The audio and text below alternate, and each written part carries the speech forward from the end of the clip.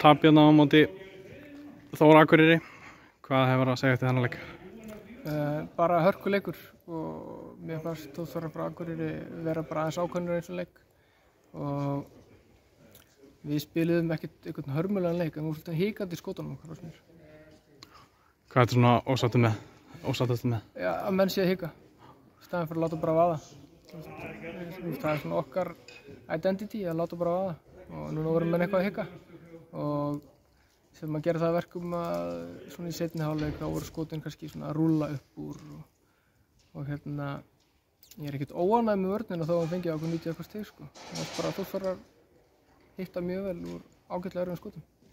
Já, mér fannst þið koma svolítið mun ákveðnar og sterkari inn í síðasta leiklutan í vörninni sérstaklega og svona voru það stoppað á nokkuð vel en skotin voru bara ekki að ganga. Já, við náðum alveg góðum stoppum, ég man ekki hvað það var í fjórhálfleik þegar þrisvar sinnum að ná skókluggunni niður. Akkurát. Sem er frábær vörn en svona fengum ekki svona laun erfiðisins í hinum meginn bara skotið voru ekki þetta og við erum að keppa í að skora í körfuna og þú þarft að hitta.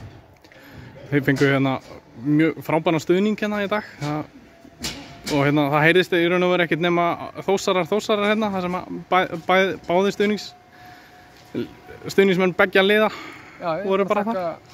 Hérna Þorlákshöfn er búinn kærlega fyrir að koma og styðja í bakið okkur og það bara myndaðist frábær stemning út á leiknum. Hvað finnst þér þurfa að laga fyrir næsta leik? Það var svolítið margir af þeim að koma með púkið og við þurfum kannski að stíga aðeins betur út í skotinu en aðra og hemja Basil aðeins betur þannig að hann sé ekki að mata félagana sinna og sóknarlega hika bara aðeins minna, spila okkar leik.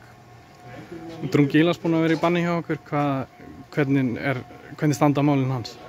Já, við vorum að fá við sendum inn áfrýjun til áfrýjunardómstóls KKÍ og fengum bara út af því í dag svona 3-leit og þá kemur í ljós að áfrýjunardómstóll sagði að málið sem við heldum að vera kærumál eða úrskurðarnefnd sagði að þetta væri kærumál.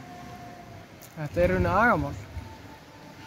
Þar sem þetta er agamál þá var brotið átt stað á föstudegi og hérna kæran frá dómaranum kemur ekki fyrir eftir hádegi á mánudegi.